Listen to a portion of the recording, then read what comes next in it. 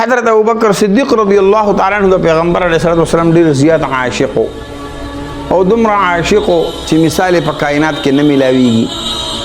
چې کله په اسلام کې داخليدل د او یو زر دینار مالک او یا زر دینار په هغه وخت ډیر غړ شي او په دې وخت کې ولا زر ورکړي بیا ډیر لوی قیمت ته جوړیږي د اجز سړي د وشه نه دی.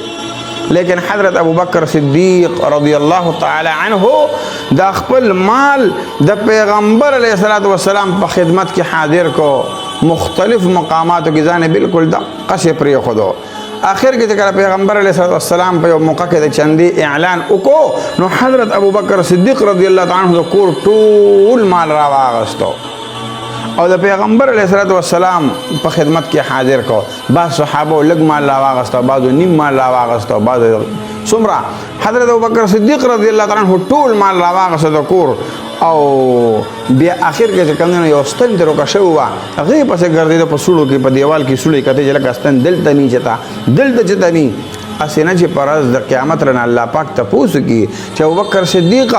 ټول مال د ما په دین باندې قربان کړو لیکن یو ستن د نبی هم پاتې شوی وا. نو حضرت ابوبکر صدیق رضی الله تعالی عنہ اقستن په دیوال په دې سړو کته وی چا وته سکای یره وی ستن ګورم ستن نه پاتې شوی دا نو ټول مال میرا جمع کو لیکن یو ستن نه ملاویږي. اقستن رام را واغسو سامان ټول را واغستو او د پیغمبر علیه الصلاۃ والسلام په خدمت اقدس کې حاضر کو. ان هغه پیغمبر علیه الصلاۃ والسلام تاسو کو ابوبکر صدیق صدی راوړي دي نو ته د الله رسول دا تاسو رنه اوکا چې ابوبکر صدیق صدی پر خودي دا تاسو رنه اوکا وی خو ابوبکر صدیق دا راته وای صدی پر خدل پکور کې وی د الله رسول صرف د الله او د الله د رسول نوم پر خودونو می هر څه حاضر کل اغستنم چې کوم نه رااله پیغمبر علیه الصلاه والسلام ارس سامان ته واغستو. نو داسې یو وخت بیا راغی چې حضرت ابوبکر صدیق رضی الله تعالی عنہ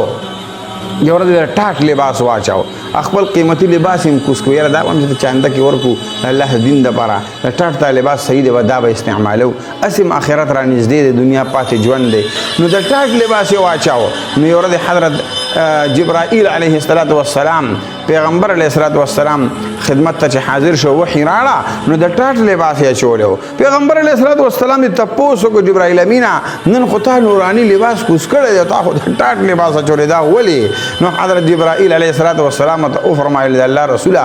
نن د سر د جبرائیل امین دا علم نه دی بلکې نن د تمام آسمانی مخلوقات دا علم دی چې الله رب العالمین چې کله ستا یار غار او ستا دوست حضرت ابوبکر صدیق رضی الله تعالی عنہ ته وکتل چې ابوبکر صدیق رضی الله تعالی عنہ یا خود او یا زر دینار مالکو او یا چې کوم دینو د خپل ټول کور سامان راړو او ځان دقه سي پرې خودو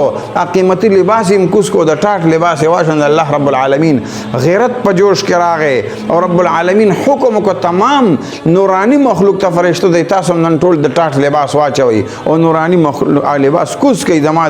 زما د دوست د ابوبکر صدیق رضی الله تعالی عنہ په اتباع کې نو د الله رسول نن تمام فرشتو د ټاټ لباس اچولې صرف مان نه اچولې. محترم چې کله یو انسان د الله تابعدار شي رب العالمین به ټول کائنات دغه تابعدار کی. الله دې منګه تاسو ته چې د دې خبره سمجھ نصیب کی والله دې منګه تک منګه عشق رسول واچي.